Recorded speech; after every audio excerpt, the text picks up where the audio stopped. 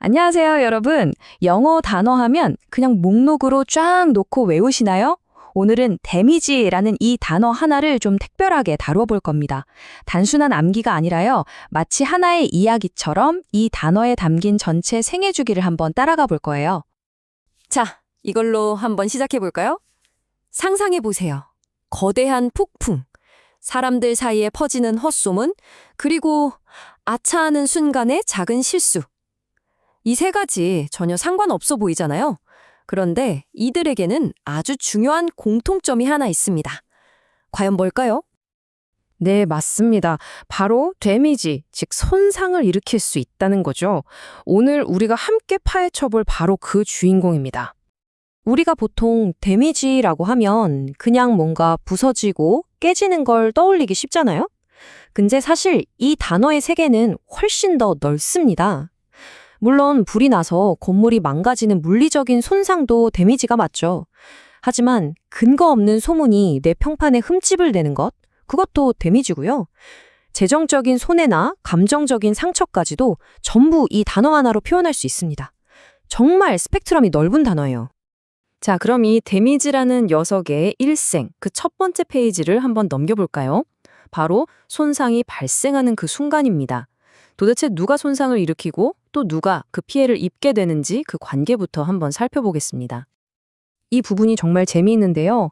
영어는 손상을 주는 입장과 받는 입장을 아주 명확하게 구분해요. 보세요. do나 cause damage라고 하면 이건 가해자의 입장입니다. 불이 건물에 피해를 줬다처럼 적극적으로 행동하는 주체가 있는 거죠. 반면에 suffer나 sustain damage는 피해자의 입장이에요. 폭풍 때문에 농작물이 피해를 입었다처럼 수동적으로 겪는 상황을 말하죠. 이 둘을 구분해서 쓸 줄 알면 영어가 훨씬 더 정교해집니다. 자, 일단 사건은 터졌습니다. 손상이 발생했어요. 그럼 그 다음은 뭘까요? 당연히 이게 얼마나 심각한 일인지 알아봐야겠죠. 이야기의 다음 단계로 자연스럽게 넘어가 보겠습니다. 피해가 생겼습니다. 근데 그냥 피해가 있다고만 하면 감이 잘 안 오잖아요. 이게 그냥 살짝 긁힌 정도인지 아니면 완전히 박살이 난 건지. 모든 손상이 똑같을 순 없으니까요. 그래서 우리는 그 정도를 따져봐야 합니다. 가장 가벼운 단계부터 시작해 볼까요? 바로 마이너 데미지.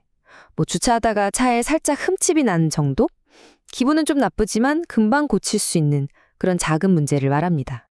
자, 이제 강도를 확 올려보겠습니다. Major damage. 이건 차원이 다르죠? 태풍에 와서 지붕이 날아갔다고 생각해보세요. 고치려면 시간도 돈도 엄청나게 들겠죠? 이렇게 심각한 문제를 바로 Major damage라고 합니다. 단어만 들어도 느낌이 확 오지 않나요? 그리고 가장 최악의 단계, irreversible damage입니다. irreversible이라는 말 자체가 되돌릴 수 없는 이라는 뜻이잖아요. 사고로 척추를 다쳐서 영구적인 장애를 갖게 된 경우처럼 이건 돈이나 시간으로도 절대 원래대로 돌릴 수 없는 그런 영구적인 손상을 말합니다. 정말 무서운 말이죠. 그렇다면 전문가들은 이런 피해 규모를 어떻게 표현할까요? 그냥 심하다, 약하다라고 하진 않겠죠? 이럴 때 쓰는 전문 용어들이 바로 assess, evaluate, estimate 같은 단어들입니다.